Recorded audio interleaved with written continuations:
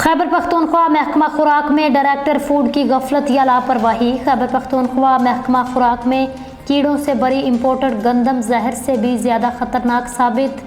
महकमा खुराक में डायरेक्टर फूड की गफलत से इंपोर्टेड गंदम जहर बन चुका है। Khyber Pakhtunkhwa flour mills association के नुमाइंदे से बातचीत करते हुए उसने कहा, इस साल फ्लोर मिल्स महकमा खुराक से गंदम नहीं खरीदेगी। इंपोर्टेड गंदम 2021 और 2022 में खरीदी गई थी, इसको क्यों इस्तेमाल में नहीं लाया गया। खैबर पख्तूनख्वा में उस वक्त आटे का शदीद बहरान था। खैबर पख्तूनख्वा के तमाम अजला पेशावर, अज़ाखेल, हंगू, मालाकंड, बनीर, नौशहरा समेत तमाम अजला में 8,97,000 बोरियां इंपोर्टेड गंदम ज़ाया। खैबर पख्तूनख्वा में इंपोर्टेड गंदम की मालियत 18 अरब से ज़ायद बताई जा रही है।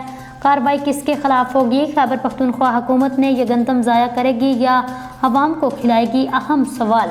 मेडिकल रिपोर्ट के मुताबिक इस इंपोर्टेड गंदम का आटा जहर से भी ज़्यादा खतरनाक है। खैबर पख्तूनख्वा हुकूमत ये जिम्मेदारी किसके सर पर डालेगी?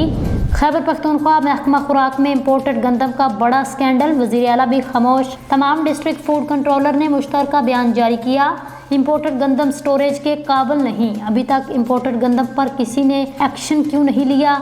ये मैसेज अवाम की भलाई के लिए शेयर करें, क्योंकि ये इंपोर्टेड गंदम अगले माह से हमारे और आपके बच्चों पर खिलाई जाएगी।